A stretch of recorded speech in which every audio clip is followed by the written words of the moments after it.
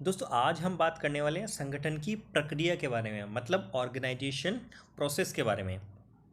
कल दोस्तों हमने जाना था कि संगठन क्या होता है और इसकी परिभाषा क्या होती है, ये हमने जाना था। आज दोस्तों हम उसके आगे चलेंगे थोड़ा और जानेंगे कि जो संगठन की प्रोसेस है वो क्या है। तो आइए दोस्तों, ज़्यादा टाइम ना वेस्ट करते हुए शुरू करते हैं आज की हमारी वीडियो। आगे बढ़ने से पहले दोस्तों मैं आपको बता दूं, अब आप हमारे इंस्टाग्राम या फेसबुक पेज से भी जुड़ सकते हैं। तो दोस्तों संगठन की प्रक्रिया में सबसे पहला जो हमारा काम होता है वो दोस्तों होता है कार्य की पहचान तथा विभाजन। क्या दोस्तों? कि कार्य की पहचान और विभाजन, मतलब identification and division of work. ठीक है साहब।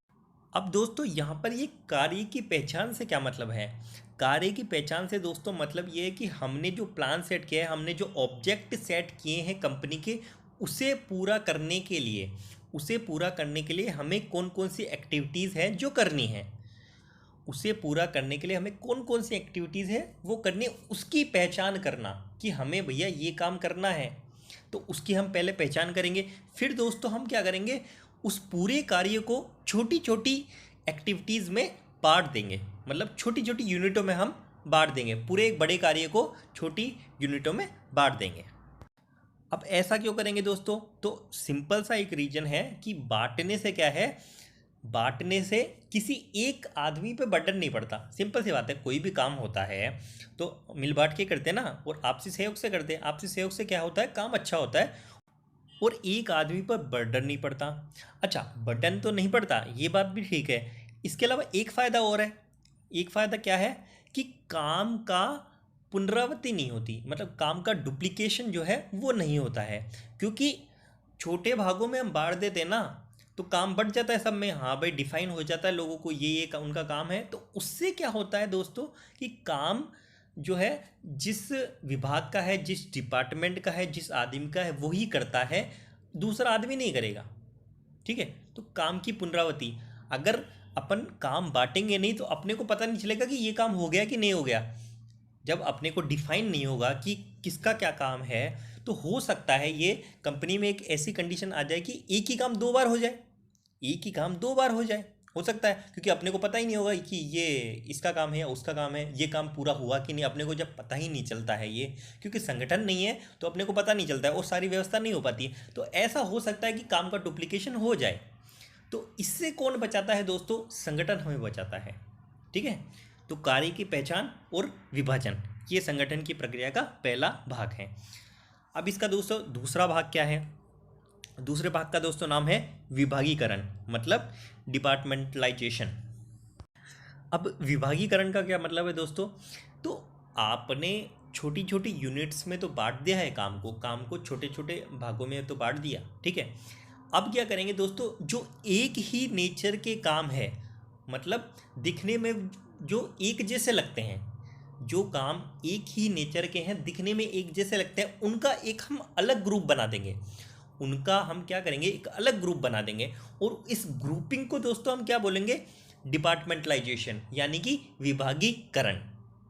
विभागीकरण का मतलब सीधा सा यही है, जो हमारी एक जैसी एक्टिविटीज़ हैं, जो एक ही नेचर के काम हैं, उनके लिए एक अलग ग्रुप बना देना ही विभागीकरण कहलाता है।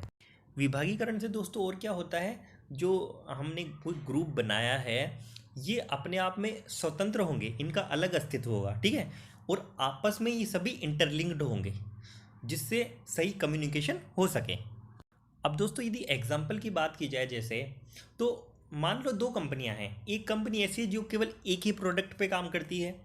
एक कंपनी ऐसी है जिसके मार्केट में बहुत सारे प्रोडक्ट हैं, मतलब एक से अधिक प्रोडक्ट जो मार्केट में निकालती है। अब जो केवल एक ही प्रोडक्ट निकालती है, उसका विभागीकरण या ग्रुपिंग जो है वो कैसे होगा? तो उसका दोस्तों विभागीकरण ऐसे हो सकता है। कैसे? कि उसमें जो प्रोडक्शन से रिलेटेड एक्टिविटीज़ हैं, हम प्रोडक्शन डिपार्टमेंट में डाल देंगे, उनका एक ग्रुप बना देंगे। सेल्स से जो रिलेटेड है उसको सेल्स डिपार्टमेंट में डाल देंगे। ठीक है। अब जैसे दोस्तों मान लो कि सेल्स और सेल्स जैसी एक्टिविटीज़ कौन कौन सी हो सकती हैं। तो सेल्स जैसी एक्टिविटीज़ कौन कौन सी हो सकती है दोस्तों? आपने प्रोडक्ट तैयार कर लिया, तो उसकी पैकिंग, उसकी पैकेजिंग की जो एक्टिविटीज़ हैं वो आप सेल्स में डाल दोगे। और बाकी उसमें सेल्स करना तो शामिल है ही। इसके अलावा दोस्तों सेल्स करने के बाद आप उसका डिस्ट्रीब्यूशन कैसे करोगे। डिस्ट्रीब्यूशन के कई तरीके हो सकते हैं। आप एजेंसियां दे सकते हो कि आप मार्केट में जाकर मार्केट में बंदे भेजकर सेल कर सकते हो, कि आप ऑनलाइन सेल कर सकते हो। तो कई तरीके हो सकते हैं सेल्स करने के। मतलब उसका डिस्ट्रीब्यूशन कैसे होगा ये भी आप सेल्स डिपार्टमेंट में डाल सकते हो। ये एक्टिविटीज़ भी, मार्केट से आपको पैसा उठाना है, ठीक है, ये आप सेल्स में डाल सकते हो। मतलब मार्केटिंग जो है वो आप सेल्स में डाल सकते हो। फाइनेंस या फाइनेंस से संबंधित जो एक्टिविटीज़ है वो आप सेल्स में डाल सकते हो। तो कुछ ऐसी एक्टिविटीज़ जो सेम नेचर की ही, एक जैसे नेचर की होती है, उनको ग्रुप कर देना ही एक्चुअल में विभागीकरण है, ठीक है। तो दोस्तों जब हमने देखा कि आपकी कंपनी एक ही प्रोडक्ट निकालती है, तो हमने क्या किया, सेल्स डिपार्टमेंट से संबंधित जो कि एक्टिविटीज़ हैं वो सेल्स में डाल दी, प्रोडक्शन का अलग बना दिया, ऐसे ऐसे अलग अलग कर दिए। अब मान लो दोस्तों कि आपकी कंपनी एक से अधिक प्रोडक्ट निकाल रही है, तो उसमें डिपार्टमेंटलाइजेशन कैसे कर सकते हैं हम। तो उसमें दोस्तों मान लो आपकी कंपनी कई तरह के, मतलब वो बिस्किट निकालती है, वो टोस्ट निकालती है, वो साबुन निकालती है, वो खाने का तेल निकालती है, ठीक है। जैसे ये 3 प्रोडक्ट हैं, तो इसमें दोस्तों विभागीकरण हम ऐसे कर सकते हैं कि जो बिस्किट निकालती है ना, उसका एक अलग डिपार्टमेंट हम कर दें, जो तेल निकालती है वो अलग डिपार्टमेंट कर लें, जो साबुन बनाती है उसका एक अलग डिपार्टमेंट कर लें। इसको दोस्तों हम क्या बोलेंगे, डिविजनल डिपार्टमेंटलाइजेशन। और जो हमने पहला वाला किया था वो क्या होगा दोस्तों, फंक्शनल। इन सभी के बारे में दोस्तों सभी को विस्तार से हम आने वाले वीडियोज़ में जानेंगे, क्योंकि पूरे डिटेल में हमें ये पढ़ना है। तो ये हुआ दोस्तों विभागीकरण। कार्य की पहचान हमने देखा, विभाजन हमने देखा, फिर हमने देखा दोस्तों विभागीकरण। अब दोस्तों यदि हम बात करें इसके अगले जो है चरण की, प्रोसेस के जो अगला चरण है वो दोस्तों हमारा क्या होगा, वो दोस्तों हमारा होगा कि कर्तव्यों का निर्धारण, मतलब असाइनमेंट ऑफ ड्यूटीज़। अब आपने क्या किया दोस्तों, पूरे ऑर्गेनाइजेशन को डिपार्टमेंट में तो बांट दिया। आपने ऑर्गेनाइजेशन को डिपार्टमेंट्स में बांट दिया, बोले ये वाला डिपार्टमेंट, ये वाला डिपार्टमेंट, ये वाला डिपार्टमेंट, ठीक है। इसके बाद दोस्तों आपका काम शुरू होता है कि जो एक अलग डिपार्टमेंट आपने बनाया है, अलग अलग डिपार्टमेंट बनाए हैं, उनको एक एक व्यक्ति को अलग अलग डिपार्टमेंट सौंपना। एक व्यक्ति को आप मार्केटिंग सौंप सकते हो, एक को आप सेल्स सौंप सकते हो, एक को आप क्या सौंप सकते हो, प्रोडक्शन डिपार्टमेंट सौंप सकते हो। तो ऐसे ये क्या होगा दोस्तों, असाइनमेंट ऑफ ड्यूटीज़, मतलब कर्तव्य को आप निर्धारण कर दोगे।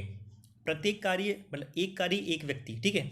अब उसमें भी दोस्तों फिर आप क्या करोगे, जैसे एक डिपार्टमेंट है सेल्स डिपार्टमेंट। अब सेल्स के अंदर भी जो मेंबर हैं, सेल्स के अंदर मान लो 50 बंदे हैं मेरे पास, तो 50 बंदों का भी मैं क्या करूँगा, कर्तव्यों का निर्धारण करूँगा। उनका भी मैं काम यहाँ पर वो करूँगा, क्या देखते हुए, उनकी क्वालिफिकेशन क्या है, उनकी जो क्वालिफिकेशन क्या है, क्वालिफिकेशन के आधार पर उनका इंटरेस्ट क्या है, ठीक है, उनकी एबिलिटी क्या है। तो ये सारी चीज़ें मैं देखूंगा, और फिर मैं अपने डिपार्टमेंट में जो मेरे मेंबर्स हैं मेरे डिपार्टमेंट के, उनको जॉब असाइन करूंगा उनकी क्वालिफ़िकेशन को देखते हुए।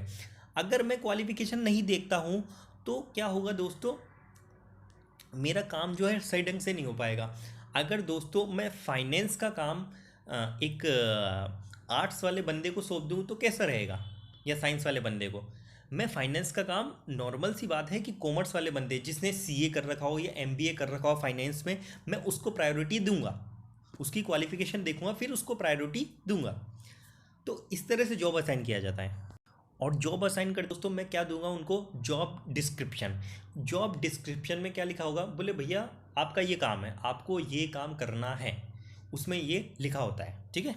तो मैंने दोस्तों जॉब असाइन कर दिया। अब दोस्तों लास्ट में जो मेरा काम होगा वो दोस्तों होगा रिपोर्टिंग संबंध स्थापना, मतलब एस्टेब्लिशिंग रिपोर्टिंग रिलेशनशिप। अब दोस्तों ये क्या है, लास्ट दोस्तों हमने क्या देखा कि उसका काम डिफाइन किया, मतलब उसकी ड्यूटी जो है असाइन कर दी कि आपकी ये रेस्पॉन्सिबिलिटी है, आपको ये काम करना है, ठीक है। लेकिन दोस्तों यदि हम उस एम्प्लॉय को उस काम करने लायक अथॉरिटी नहीं देंगे तो वो अपना काम ठीक ढंग से नहीं कर पाएगा। तो अथॉरिटी देना जरूरी है, अथॉरिटी देना जरूरी है, उसको अधिकार देने जरूरी है, तभी वो अपनी जो है जॉब परफॉर्म कर पाएगा। उसको दोस्तों ये वेल डिफाइन होना चाहिए कि वो किसके लिए रिस्पॉन्सिबल है, उसको किससे ऑर्डर्स लेने हैं और किसको ऑर्डर्स देने हैं। इसी को दोस्तों हम क्या बोलते हैं, रिपोर्टिंग रिलेशनशिप बोलते हैं। और दोस्तों हिंदी में यदि आपने सुना हो तो इसी को बोलते हैं हम सोपान श्रृंखला। मतलब दोस्तों जो अधिकार और अधीनस्थ के बीच एक श्रृंखला होती है, किससे ऑर्डर्स प्राप्त करेगा, किसको ऑर्डर्स देगा, ये श्रृंखला एक वेल डिफाइंड होनी चाहिए। ठीक है, तो इस तरह से ये पूरी प्रोसेस होगी किसकी, ऑर्गेनाइजेशन की। इसी को दोस्तों हम बोलेंगे संगठन की प्रक्रिया या ऑर्गेनाइजिंग प्रोसेस। तो आज के वीडियो में दोस्तों बस इतना ही। वीडियो यदि पसंद आया तो वीडियो को लाइक करें, चैनल को सब्सक्राइब करें और शेयर करें। धन्यवाद।